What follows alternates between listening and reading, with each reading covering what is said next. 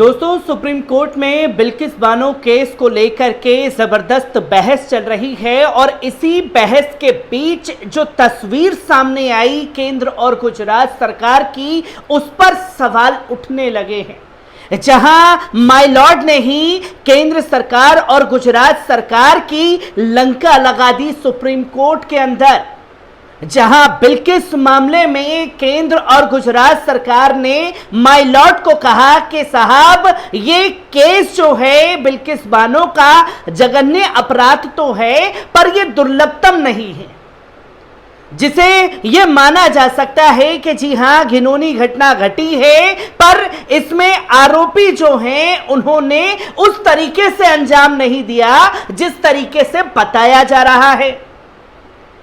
जहां यह साफ तौर पर देश की जनता को तस्वीरें देखनी चाहिए कि कैसे केंद्र सरकार और गुजरात की भाजपा सरकार जो है वो दोषियों को बचाने पर लगी हुई है। वो दोषी जिनको सजा दे चुकी है अदालतें, उन अपराधियों को बचाने के लिए एड़ी चोटी का दम केंद्र और गुजरात सरकार ने लगा दिया है। जिसने गर्भवती महिला बिल्किस बानो के साथ रेप किया, उसके परिवार के साथ लोगों की हत्या कर दी और एक बच्ची को जो पेट में थी उसे निकाल करके पटक पटक करके मार डाला गया। यह तस्वीर गुजरात सरकार और केंद्र सरकार को जघन्य तो लगती है, पर दुर्लभतम नहीं। अब इनसे जरा पूछना चाहिए कि जघन्य और दुर्लभतम में अंतर क्या है। और यह सवाल जब माय लॉर्ड ने केंद्र की मोदी सरकार और गुजरात की सरकार से पूछा कि आप ये कह रहे हैं कि इसमें दोषियों ने कोई ऐसी बड़ी घटना को अंजाम नहीं दिया है, जो आप कह रहे हैं वो हम मान लेते हैं कि ऐसा कुछ हुआ नहीं है, पर ऐसी ही कई घटनाएं और भी घटित हुई हैं, चाहे देश में हो प्रदेश में हो।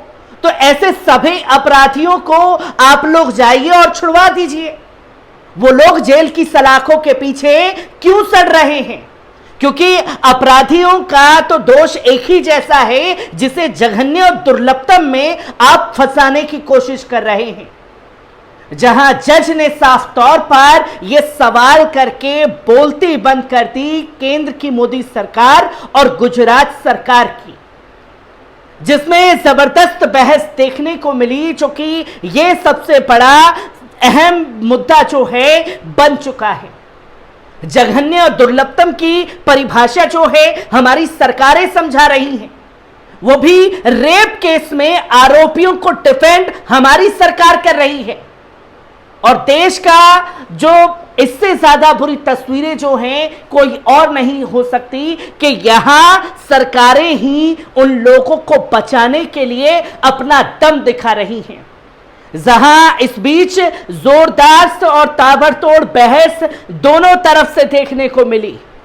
आपको बता दें कि किस तरीके से बहसें चली हैं, जहां बिल्किस बानो केस के 11 दोषियों ने कोई ऐसा अपराध नहीं किया है जिसे दुर्लभतम श्रेणी में रखा जा सकता है।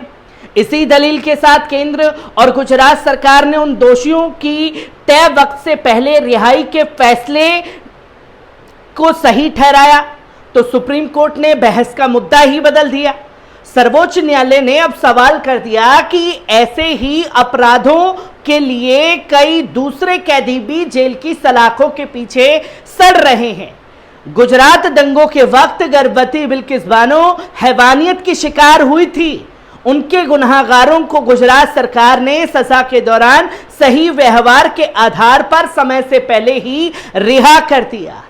इसके खिलाफ बिल्किस सुप्रीम कोर्ट पहुंची हुई है, जहां जज ने साफ तौर पर यह सवाल पूछा।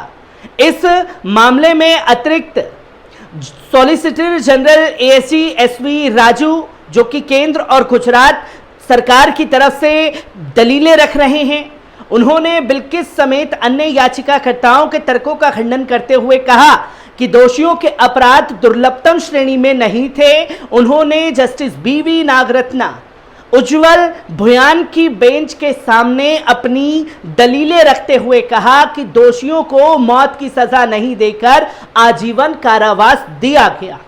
एक ट्रेन में सवार कार सेवकों को गुजरात के गोधरा रेलवे स्टेशन पर जिंदा जलाने की घटना के बाद प्रदेश में सांप्रदायिक दंगे फैल गए थे। वर्ष 2002 के उस विभत्स वाकये के वक्त 5 महीने की गर्भवती बिल्किस बानो दंगाइयों की भीड़ के हत्थे चढ़ गई थी। दंगाइयों ने उनका सामूहिक बलात्कार किया, जबकि उनकी 3 साल की बेटी समेत परिवार के 7 सदस्यों को मार डाला था।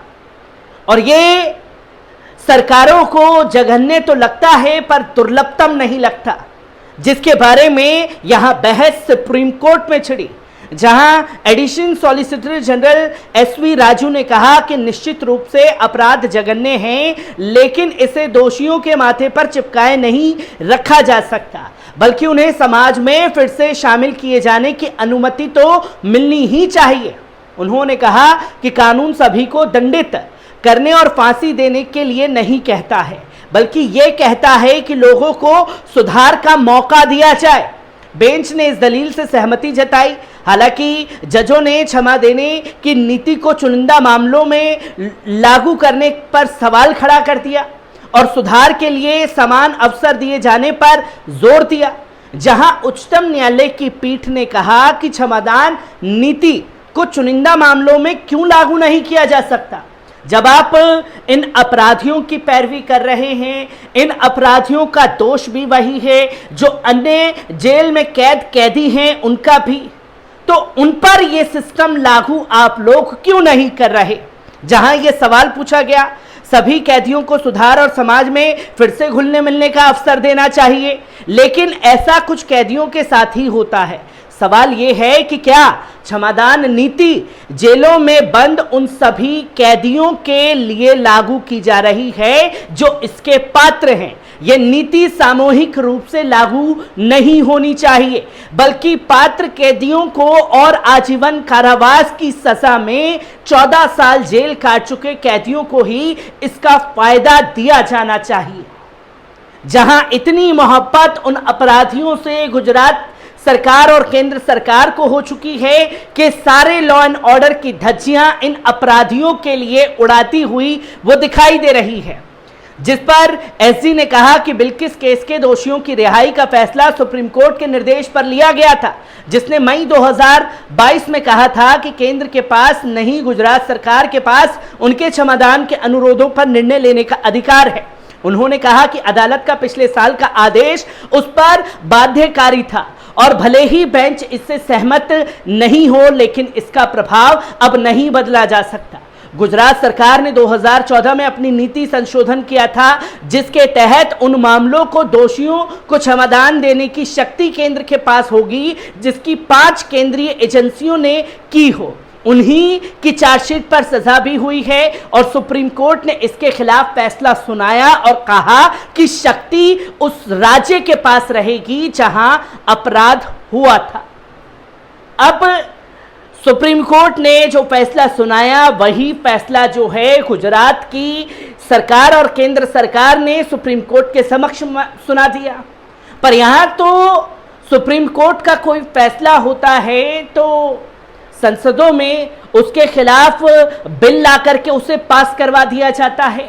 जब सुप्रीम कोर्ट के फैसले को बदला जा सकता है संसदों द्वारा, तो सुप्रीम कोर्ट के फैसले को लेकर के जो दलीलें पेश की जा रही हैं वो क्यों नहीं बदला जा सकता, जिसकी जबरदस्त बहस सुप्रीम कोर्ट में देखने को मिली।